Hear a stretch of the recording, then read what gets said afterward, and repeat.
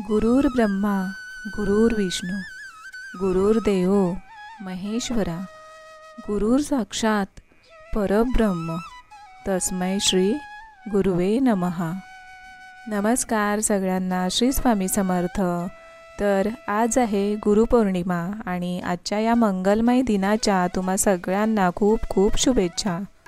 आषाढ शुद्ध पौर्णिमेला गुरुपौर्णिमा किंवा व्यास पौर्णिमा असे म्हणतात। ज्यांनी महाभारत पुराणे लिहिली त्या व्यास मुनींना वंदन करण्याचा, त्यांची पूजा करण्याचा हा मंगल दिन असतो।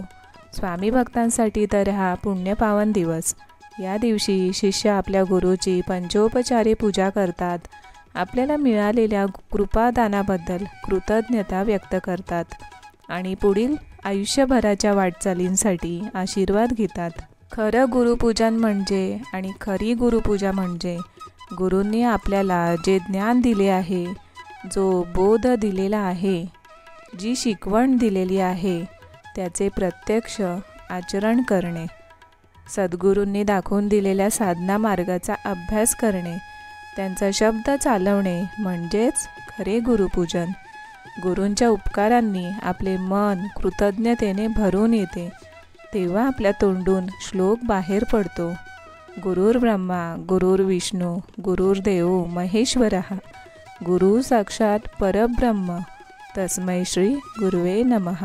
गुरुचरित्र या ग्रंथात श्री गुरूंच्या लीलांचे वर्णन असले तरी गुरूंच्या ध्यानाचे, सेवेचे, भावाचे, पूजनाचे महत्त्व सांगितलेले आहे। कलीने ब्रह्मदेवांना गुरु शब्दाचा अर्थ विचारला तेव्हा ब्रह्मदेवांनी त्याचा अर्थ त्याला सांगितला। आपण कोणाचे तरी शिष्य आहोत या भावनेत एक कृतज्ञता वाटते। भारतीय गुरुपरंपरेत गुरु शिष्याच्या जोड्या प्रसिद्ध आहेत। जनक याज्ञवल्क्य, शुक्राचार्य जनक, कृष्ण सुदामा सांदीपनी, विश्वामित्र राम, लक्ष्मण परशुराम कर्ण, द्रोणाचार्य अर्जुन अशी गुरुशिष्य परंपरा आहे। मात्र एकलव्याची गुरुनिष्ठा पाहिली की सर्वांचेच मस्तक नम्र झाल्याशिवाय राहत नाही। भगवान श्रीकृष्णांनी गुरुच्या घरी लाकडे वाहिली। संत ज्ञानेश्वरांनी वडील बंधू निवृत्तीनाथ यांनाच आपले गुरु मानले, तर संत नामदेव साक्षात विठ्ठलाशी भाष्य करीत असत। त्या नामदेवांचे गुरु होते विसोबा खेचर। भारतीय संस्कृतीत गुरुला नेहमीच पूजनीय मानले जाते। गुरुपौर्णिमा ही सद्गुरूंची पौर्णिमा मानली जाते। पौर्णिमा म्हणजे प्रकाश। गुरु शिष्याला ज्ञान देतात, तो ज्ञानाचा प्रकाश आपल्यापर्यंत पोहोचावा म्हणून गुरुची प्रार्थना करावयाची असते आणि हाच तो मंगलमय दिवस। गुरु म्हणजे ज्ञानाचा सागर।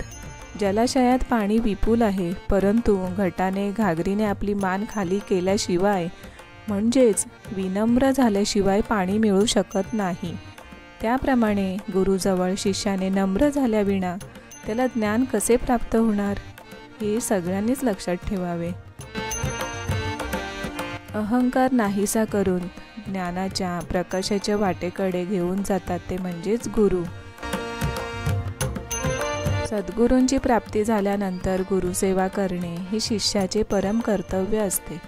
गुरुसेवा म्हणजे त्यांची आज्ञा पाळणे, मनात कोणताही किंतु न ठेवता, विकल्प येऊ न देता त्यांनी सांगितलेली साधना नित्य नेमाने प्रेमाने करणे, तसेच साधकाची संपूर्ण शरणागती असणे। शरण जाणे म्हणजे सद्गुरू ठेवतील त्या अवस्थेत समाधानात राहणे, त्यांच्या इच्छेत आपली इच्छा मिसळणे, कोणत्याही परिस्थितीत नाम घेण्याचे सोडू नये, नामावर गुरूंवर पूर्ण विश्वास श्रद्धा ठेवणे। गुरूंना जे शरण जातात त्यांचा कार्यभार गुरुच उचलतात, त्यांच्या मागे पुढे उभे राहून ते त्यांना मदत करतात, सद्गुरू नावाड्याचे काम करतात, आपली जीवनरूपी नौका योग्य दिशेला घेऊन जातात। भगवंताच्या आशीर्वादानेच आपली सद्गुरूंशी भेट होत असते आणि सद्गुरूंकडे नाम मिळाल्यानंतरच ईश्वराच्या व्यापक स्वरूपाची महती कळते। तर माझी आता पूजा करून झालेली आहे आणि आता दुपारचं नैवेद्यसुद्धा दाखवलेलं आहे।